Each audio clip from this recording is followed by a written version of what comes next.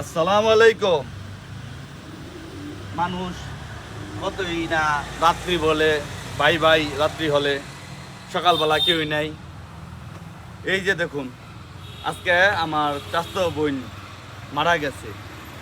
ওনার জন্য এই পর্যন্ত না এলে 20 থেকে 30 জন মানুষ আমাদের কল দিছে। কল দিয়ে বলতেছে কবর খনন করতে হবে। সারা রাত বড় মানুষ কল দিছে। সকালবেলা কেউই নেই। আমি তুঙ্গ টাইনা লইছি, সবাই তো ঘরে ঘরে টাইনা লইলাম, কিন্তু আরো যে আত্মীয় স্বজন আছে কেউই নাই। দেখুন আবার সারা রাত জাগার পরে ওই যে বাসটা আগুন লাগিয়ে আছে, বাসটা পুইরা কার খার হয়ে গেছে। মানুষের কার কোন সময় বিপদ আসে বলা যায় না। তবুও আমরা অবস্থানে আসি মানুষের উপকারের জন্য।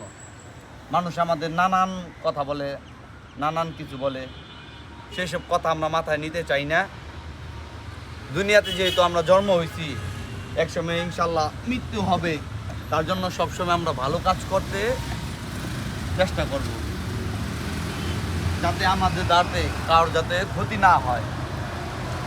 এই যে একটা লাশ মারা গেছে এলো, দেখছেন তার হাড় অবি মাটিতে খায় উঠছে, দেখছেন চিবি দিলে হাড় গোড় ভেঙে জায়গা। তাহলে এই ক্ষমতা কই থাকবো ভাই? রোজা রমজান দিন, আজকে প্রায় 8 রোজা।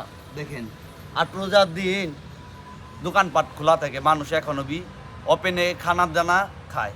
একটু তো শরমও থাকানোর দরকার ভাই, যে রোজা রমজানের দিন আমি তো পলায় খাই, দিয়ে রাস্তা বড়া হাঁটতে হাঁটতে মানুষ খায়।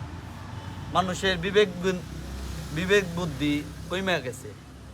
তাহলে আমরা কোন সমাজে বসবাস করতেছি?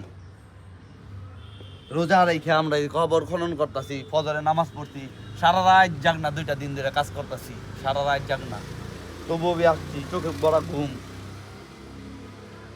সবাই আমাদের জন্য দোয়া করবেন, যাতে আমরা ভালো থাকি, সুস্থ থাকি। আসসালামু আলাইকুম।